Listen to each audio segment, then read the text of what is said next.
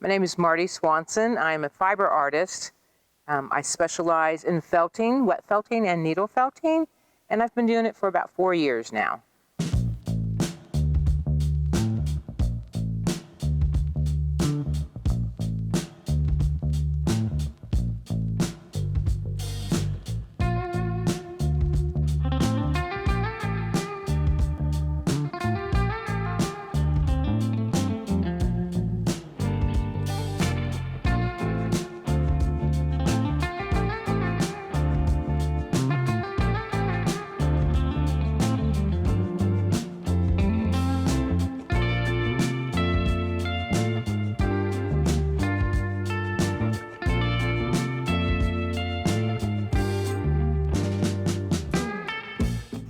Felting is a very old form of textile.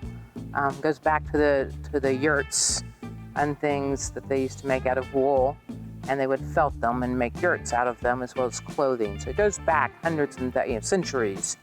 As an art medium today, it's kind of new in terms of awareness. Although the art itself isn't new, the awareness has become new again. Wet felting is really the process of taking wool fibers, very much like your hair, and enmeshing them together to where they become one piece of fabric. And that's done through the process of water and soap and agitation. And you're just agitating those fibers until all the little cuticles lock. You get the air out and you have a solid piece of fabric. So there's no weft and warp like you would have in a cotton or a linen or other types of fabrics. Felt, the fibers go multi-directional, so you don't have the weave effect of it. The other form that I do is needle felting, and that kind of is, in terms of an art form, it's really pretty new, maybe 20 years or so. They have these really high-tech machines that use thousands of these little barbed needles to make big sheets of felt. It's a mechanical process. So in needle felting, the work I do, I'll take 1 or 2 or maybe 3 needles individually and work with them instead of having a big industrial machine with thousands of them. Same process. You're embedding and enmeshing those fibers and locking them together so that you can create a 3D form or a 2D painting.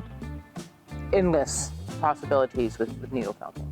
I was a hairstylist for many years and a colorist. And I've also done ceramics, which was one of my first art loves. So it kind of brings all those things together. So it was very intuitive. And I just knew. I mean, as soon as I started working with it, I knew, oh my God, this is me. Yeah. It still makes me giddy. Since I discovered it, up until a year ago, I was working at You're So Crafty, and so I started teaching classes. As soon as I'd learn something new, I'd teach a class in it. And gained a following and a popularity in my classes. And then I started teaching at trade shows. It's only really been the last year that I've given myself license to just be the artist and not worry about teaching. This last year has provided that opportunity with me being homebound. And I'm just at a point in my life where I can be an artist and am totally digging it. It's been a lot of fun. It's exciting. It's new in some ways. For me, I've always kind of been behind people. It's my meditation.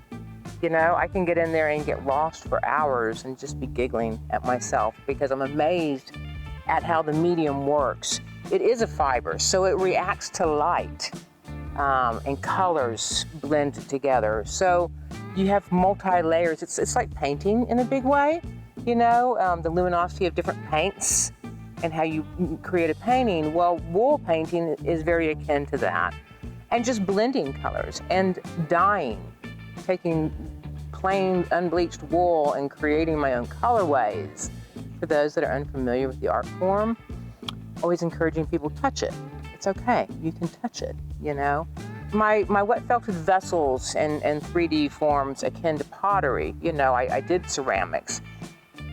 And just the shapes that evoke emotion, and then adding the colors and things. I hope people want to interact with my art. I'm very motivated by nature. I like to study nature and be out in nature. I tend to incorporate that a lot into my work. People say, oh, it looks like, stone, or it looks like clay, or it looks like elements of nature. Spaces like the San Marcos Art Center afford an opportunity for an artist to put themselves out there and for the audience, the public, to find them. Being an artist in a vacuum is very challenging. And again, this last year proved that.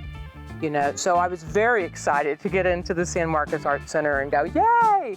I have some place where I can interact now, where I can share my works and people can come in. I don't have to be there for them to interact and to see them. And art galleries and centers such as that provide such a diverse opportunities for the viewer, for the public, to see things that maybe they're familiar with, like photography and acrylic painting, but things like felting or assemblage or glass and some of the unusual mediums that you find there at the Art Center. It's great to be in that kind of an environment, that kind of group where you can communicate and connect with the public. I would always encourage somebody who wants to try to do this full-time, go beyond the hobby, to go for it. I've tried several times in my lifetime to go for it. They haven't all been successful, and I've had to backtrack, and I've found other mediums. But in the end, taking that leap of faith in yourself and recognizing that you do it for yourself gives you a great sense of freedom, and for me, a great deal of joy. It's icing on the cake when you guys like it, or you buy it, or you want to learn how to do it. That, to me, is a reward, If you mess it up, you can always try again, Trust in yourself, in your creativity, and your heart, and what it speaks to you, and follow that path. I would recommend that anything that you're wanting to do in life, but particularly for an artist.